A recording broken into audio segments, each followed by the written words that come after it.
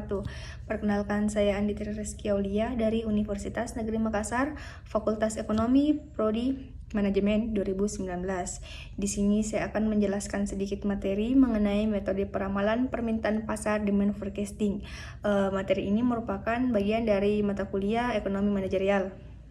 Langsung saja saya akan menjelaskan metode peramalan permintaan pasar atau demand forecasting. Peramalan permintaan demand forecasting adalah sebuah metode analisa, asumsi atau peramalan permintaan di masa depan. Dengan menggunakan metode peramalan permintaan, maka sebuah perusahaan dapat membuat rencana yang sesuai untuk menghadapi tantangan permintaan pasar di masa yang akan datang dan segera mengambil langkah-langkah serta tindakan yang sesuai untuk mengatasinya.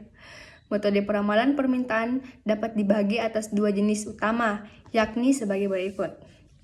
Yang pertama, peramalan jangka pendek atau short terms. Peramalan jangka pendek dibuat untuk memenuhi target permintaan pasar dalam jangka pendek, misalnya persiapan kebijakan penjualan yang sesuai untuk meningkatkan penjualan. Perencanaan yang tepat untuk persediaan agar sesuai dengan permintaan.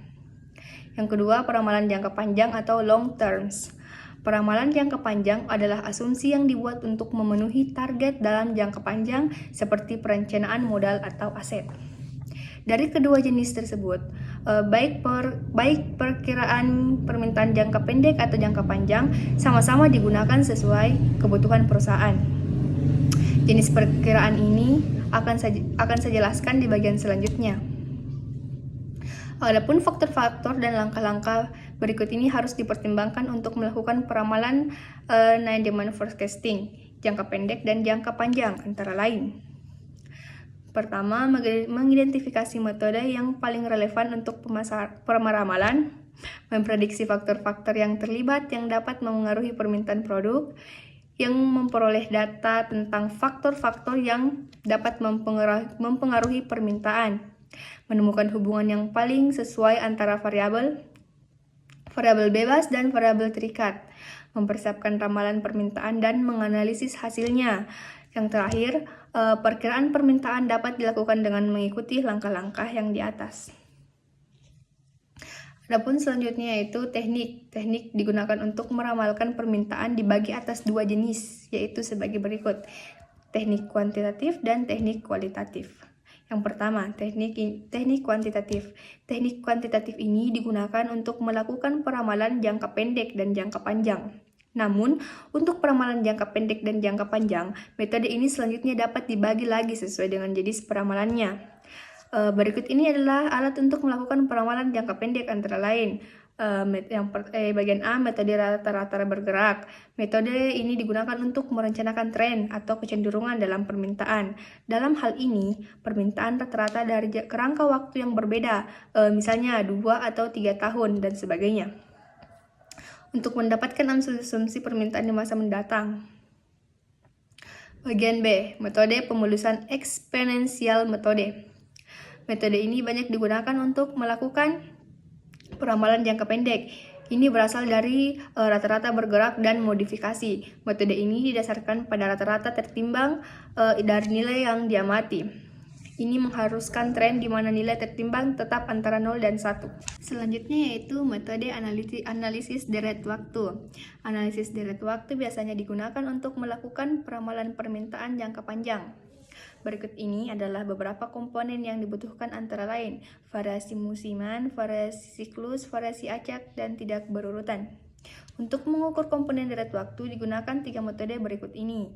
Metode semi rata-rata, moving average, kuadrat terkecil. Metode ini dapat digunakan untuk analisis deret waktu sesuai dengan kebutuhan peramalan permintaan suatu perusahaan. Dan yang terakhir adalah metode ekonometrika. Metode peramalan permintaan ini merupakan metode analitik.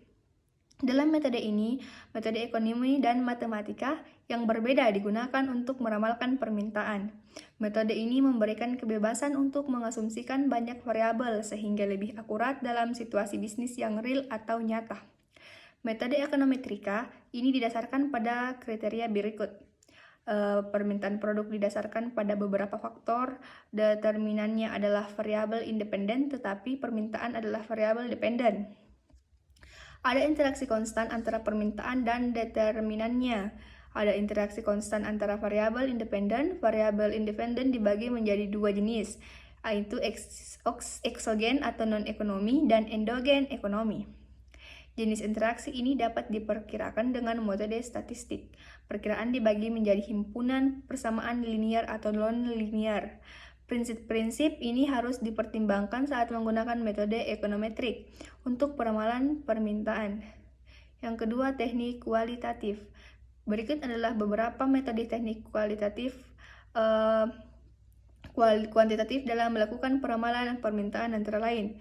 Yang pertama, metode survei niat beli. Yang kedua, metode opini tenaga penjualan. Ya, itulah yang saya jelaskan. Jika ada kesalahan mohon dimaafkan. Wabillahi taufiq wal hidayah. Wassalamualaikum warahmatullahi wabarakatuh.